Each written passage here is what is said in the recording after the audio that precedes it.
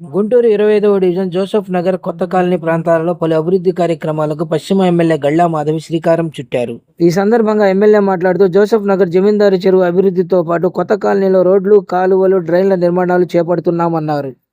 కాలనీలో పలు రోడ్లు, డ్రైన్లు, కల్వర్ట్లు వేసుకోవడానికి శంకుస్థాపన కార్యక్రమానికి హాజరవడం జరిగింది.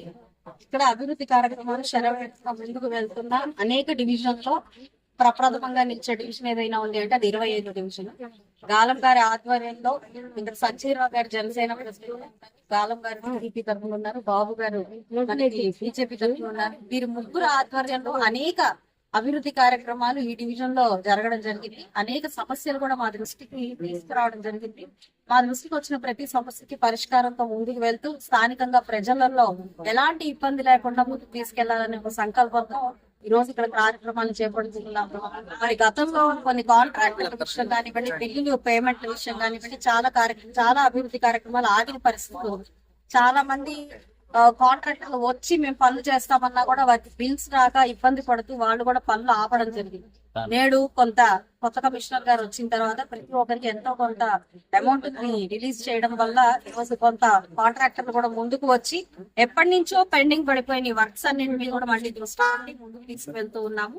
అనేక కార్యక్రమాల్లో భాగంగా ఈ కొత్త కాలనీలో కూడా 12 లైన్లు ఒకటేసారి అభివృద్ధి చేసుకునే పరిస్థితుల్లో 1 నుంచి 7 దాకా ఈ రోజు శంకుస్థాపన చేసుకుంటున్నాం. మిగతావన్నీ కూడా టెండర్ ప్రాసెస్ లో ఉన్నాయి. అవి కూడా రానున్న కాలంలో పూర్తవుతాయి.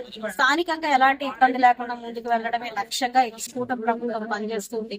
స్థానికంగా మా నాయకులందరూ కూడా పనిచేస్తూ ఉన్నారు.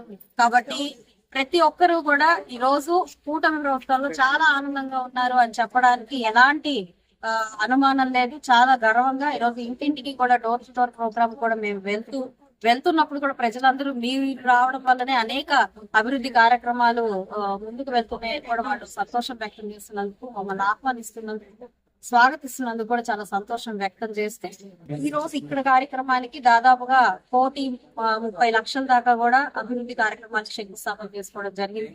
ఈ ఒక్క వార్డ్ లోనే దాదాపుగా 15 కోట్ల రూపాయలకి వర్క్స్ ఇప్పటికే చేసుకోవడం జరిగింది. ఇందాక జమీందారు చెరువు కూడా మేము దాన్ని పునరుద్ధరిస్తూ దాన్ని డెవలప్ చేసుకునే పరిస్థితి కూడా ఉంది. ఇప్పుడు ప్రస్తుతానికి కాంపౌండ్ మనకి ఒక కంచెలాగా వేసి అక్కడ స్థానికంగా ఉన్న ఇళ్లు మునిగిపోయే పరిస్థితి ఉన్నప్పుడు బాక్స్ కల్వర్ట్ వేసుకుని అక్కడ అడ్డుకట్ట వేసే పరిస్థితుల్లో ఈ రోజు 30,00,000 రూపాయల వరకు అక్కడ చేస్తూ ఉన్నాము.